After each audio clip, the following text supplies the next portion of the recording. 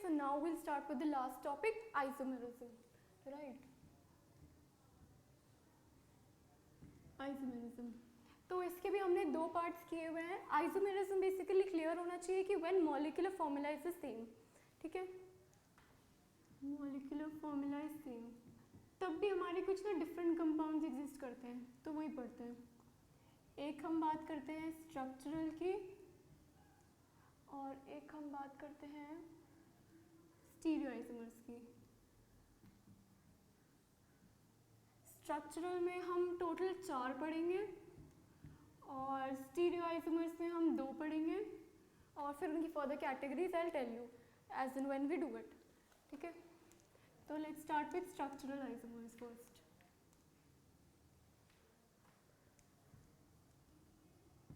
Structural isomers, तो इनमें क्या है, बेसिकली कुछ स्ट्रक्चर में वेरिएशन है, मतलब जो आपका कोऑर्डिनेशन स्फीयर बन रहा है उसका जो स्ट्रक्चर है उसमें कुछ डिफरेंस है. यूजुअली इसमें क्या हो रहा है कि जो लिगेंड्स हैं वही डिफरेंट हैं, जो कोऑर्डिनेशन स्फीयर के अंदर जो लिगेंड्स हैं और जो लिगेंड्स बाहर हैं उनमें कुछ वेरिएशन है, राइट. तो हम सबसे पहले पढ़ते हैं आयनाइजेशन आइसोमर्स,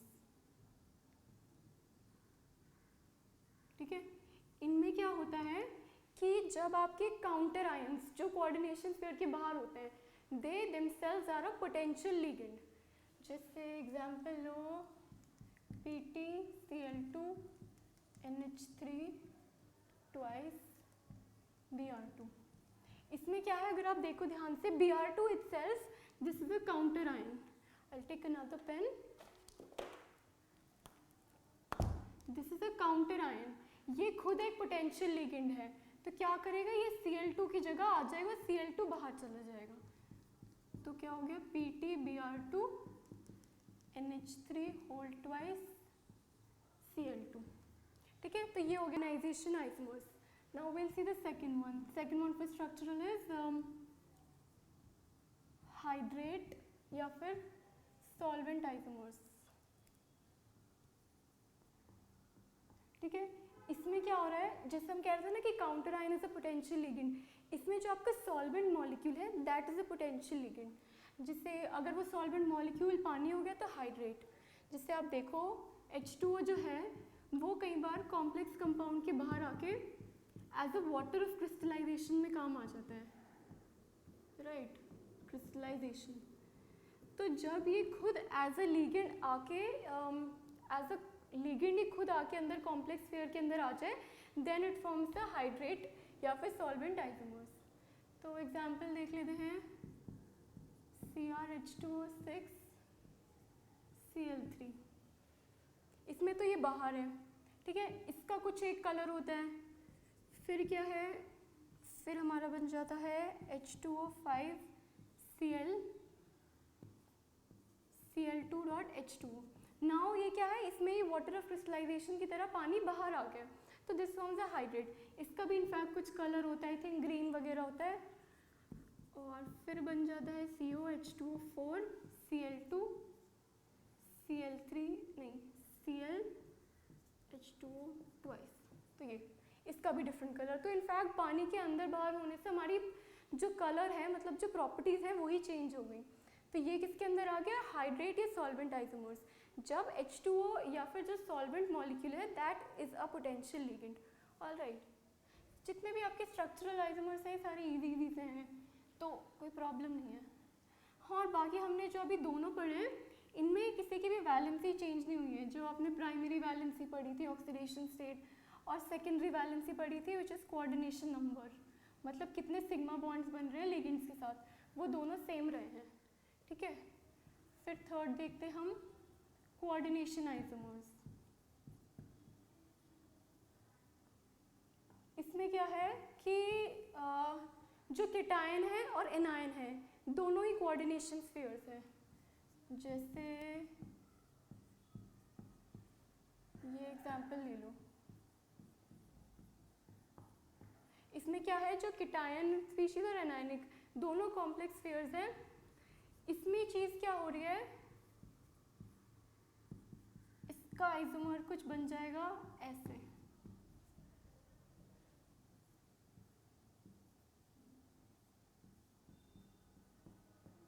इसमें क्या है कि वैसे आप देखो तो आपको ऐसा लगेगा कि अच्छा हमारे जो सेंट्रल मेटल एटम है उसकी प्लेस चेंज हो गई, वो इंटरचेंज हो गए, बट एग्जैक्टली क्या होता है इसमें, लिगेंड्स की position are interchange, ligands position are interchanged.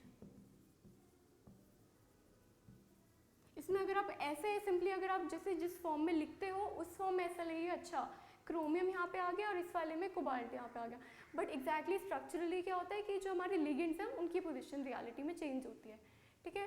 तो ये तो हमारा हो गया कोऑर्डिनेशन आइसोमर्स। इंपॉर्टेंट क्या है इसमें कि दोनों कॉम्प्लेक्स होते हैं और इसमें लिगेंड्स की पोजीशन इंटरचेंज हो जाती है। लिखते टाइम हमें ऐसा लगता है कि नहीं हम तो मेटल एटम्स की पोजीशन चेंज कर रहे हैं, ठीक है। इसके अलावा जो हमारा फोर्थ वाला है उसको देख लेते हैं, लिंकेज आइसोमर्स। लिंकेज आइसोमर्स में क्या है, हमने जो डेंसिटी पढ़ी थी उसमें हमने पढ़े थे एम्बीडेंटेट लिगेंड्स, मतलब कि जो दो टाइप में अटैक कर सकते हैं, जैसे साइनाइड में C भी अटैक कर सकता है और N भी अटैक कर सकता है, राइट। तो इसमें लिंकेज का फर्क है, जो आपका लिगेंड जो है वो कौन सी साइड से अटैक कर रहे हैं, कौन सी साइड से अपने लोन पेयर दे रहे हैं, उसका जब फर्क आता है then it comes under linkage isomers. तो ये साइनाइड आइसोसाइनाइड एक केस हो गया कि दो टाइप्स जो होती है structural and stereo isomers. Structural we have completed, now will see for stereo isomers. Stereo isomers तो इनकी भी दो सब कैटेगरीज हैं, जैसे मैंने पहले कहा था ज्योमेट्रिकल एंड ऑप्टिकल। ज्योमेट्रिकल की भी आप कह लो सॉर्ट ऑफ दो हैं, एक हम बात कर देते हैं सिस या ट्रांस की और एक हम बात कर देते हैं फैक्मर की। फैक्मर मतलब फेशियल या फिर meridional, will discuss them one by one. और इसमें हम बस ये कहते हैं कि ऑप्टिकली एक्टिव है, ये ऑप्टिकली इनएक्टिव है, ठीक है। तो स्टीरियो आइसोमर्स में यही होता है। स्टीरियो आइसोमर्स बेसिकली वो होते हैं जब आपका स्पेशियल अरेंजमेंट में डिफरेंस हो। कॉम्प्लेक्स स्फीयर तो वही है, उसके अंदर इलेक्ट्रॉन्स जो इसके अंदर जो लिगेंड्स हैं वो सेम रहते हैं, बट आप उन्हें स्पेशली कैसे अरेंज कर रहे हो आगे पीछे ऊपर नीचे, that falls under stereo isomers, ठीक है। तो हम एक बार देख लेते हैं कि हम क्या क्या डिस्कस करेंगे। हमने अभी तक कैसे टाइप के कॉम्प्लेक्स कंपाउंड्स डिस्कस करे हैं।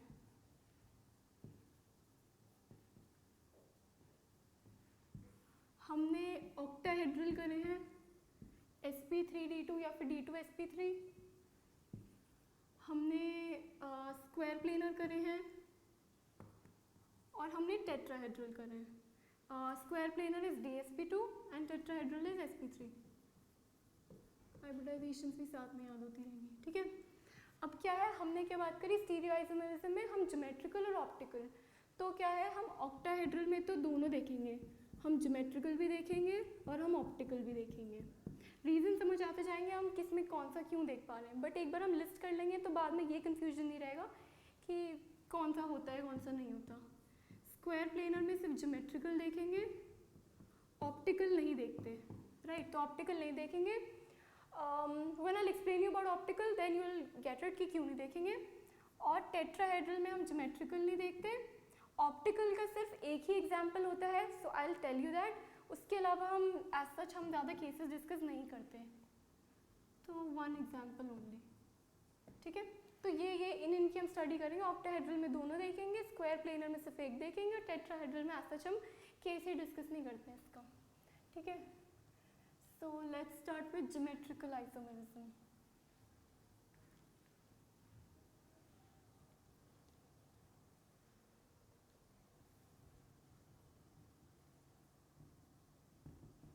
ज्योमेट्रिकल आइसोमरिज्म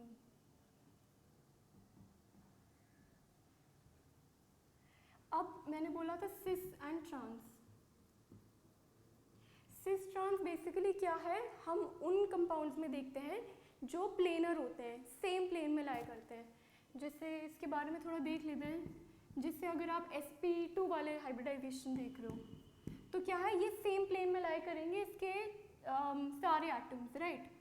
आप कोई रिंग की बात कर लो तो क्या है, ये वाले एटम्स जो यहाँ एटम्स फॉल करेंगे, ये वाली ये रिंग, ये सेम प्लेन में है। या फिर आप बात कर लो अपने स्क्वायर प्लेनर की, स्क्वायर प्लेनर में ये सारे सेम प्लेन में होता है। तो इम्पॉर्टेंट क्या होता है सिस ट्रांस में कि हम सेम प्लेन की बात करें। क्यों? अब क्या है, सिस कैसे होता है? सिस हो गया मतलब जब आपके सेम प्लेन में जो आपके लिगेंड्स अटैच हो रहे हैं वो सेम हो।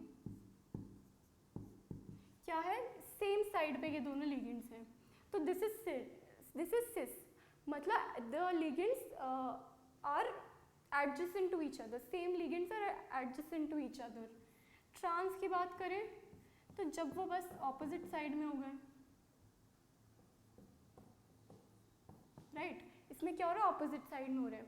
तो ट्रांस में when the same ligands are on the opposite sides और same ligands are on the same side, तो दैट इज सिस। ठीक है, तो सिस ट्रांस में हमें क्लियर होना चाहिए कि क्यों। ज्योमेट्री का देखें तो इसमें ज्योमेट्री में ही फ़र्क है कि अच्छा सेम साइड ऑपोजिट साइड, इसलिए हम इसे ज्योमेट्रिकल आइसोमरिज्म में ले लेते हैं। बाकी जो मैंने कहा था fac mer, that would come under octahedral वाले केस में, तो आई विल डिस्कस दैट उसके साथ ही। प्लेनर, स्क्वायर प्लेनर हमें पता है सेम प्लेन में है, तो हम सिस ट्रांस आराम से देख सकते हैं। ठीक है, तो स्क्वायर प्लेनर मतलब ML4 टाइप, M पे 4 लिगेंड्स अटैच हो रहे हैं। इसकी इनफैक्ट मैंने कुछ कैटेगरीज बना दी, will discuss them one by one.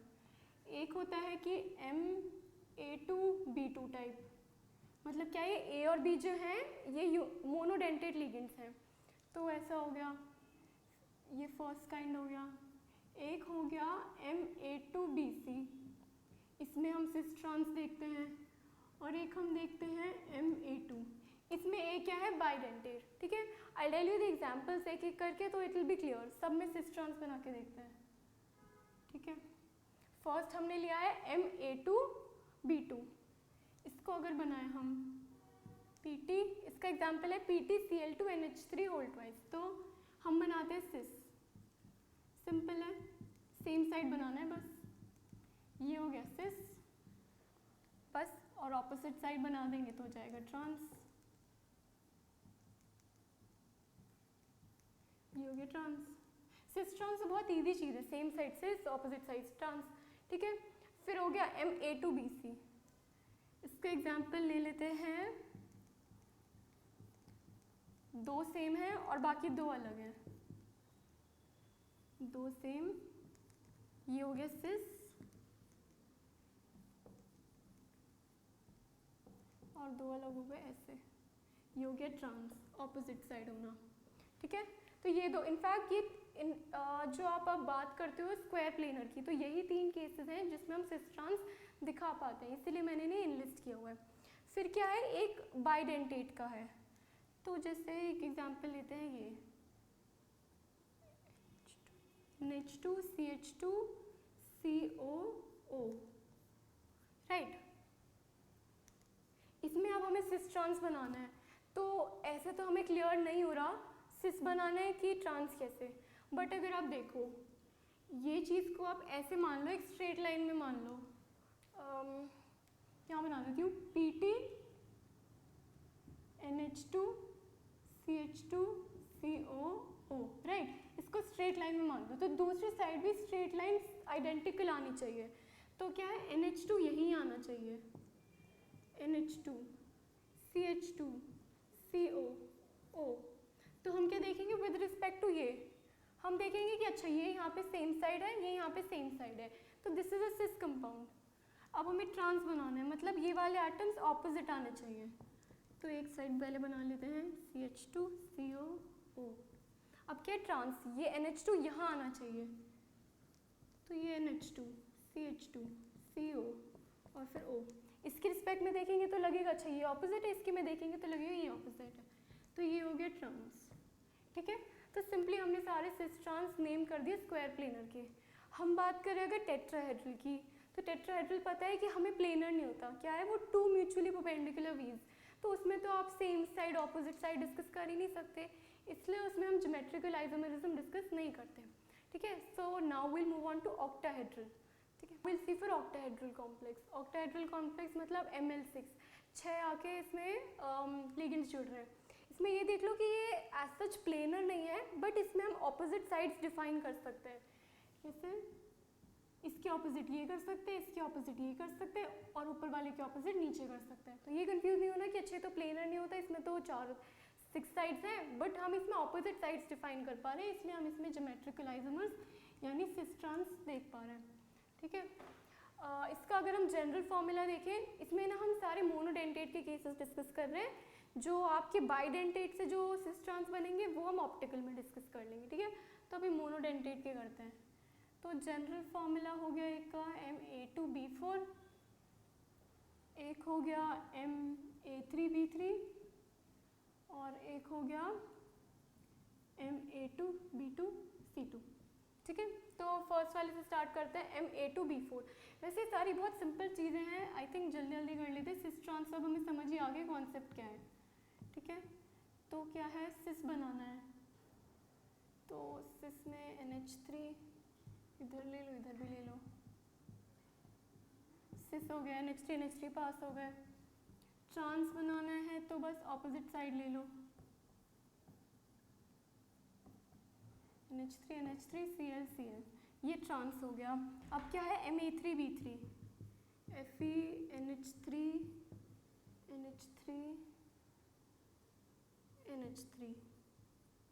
फिर क्या है, Cl।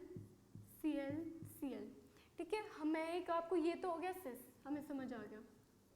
अब वी वर डिस्कसिंग अबाउट फैक्मर, हम कह रहे थे ना कि उसको ऑक्टाहेड्रल में डिस्कस करेंगे। तो जो सिस होता है Ma3B3 टाइप का, वो बन जाता है फैक यानी फेशियल। फेशियल क्यों बोल रहे हैं देखते हैं। इसमें देखो, अगर आप इस कंपाउंड को इमेजिन करो तो ये एक फेस बना रहा है, जैसे ये आपका एक कॉम्प्लेक्स हो गया, यहाँ पे NH3, यहाँ NH3 और ऊपर NH3। तो क्या है, ये तीनों मिलकर एक फेस बना रहे हैं, कैसे डायगोनल सा फेस बना रहे हैं। ऐसे ही ये क्या है, ये तीनों मिलकर एक फेस बना रहे हैं। ठीक है, तो ये हो गया, इसीलिए सिस वाले को Ma3B3 टाइप में फैक या फिर फेशियल बोल देते हैं। ठीक है, अब हम देखते हैं इसका ट्रांस का भी नाम है, क्योंकि ट्रांस हो गया NH3 Cl, NH3,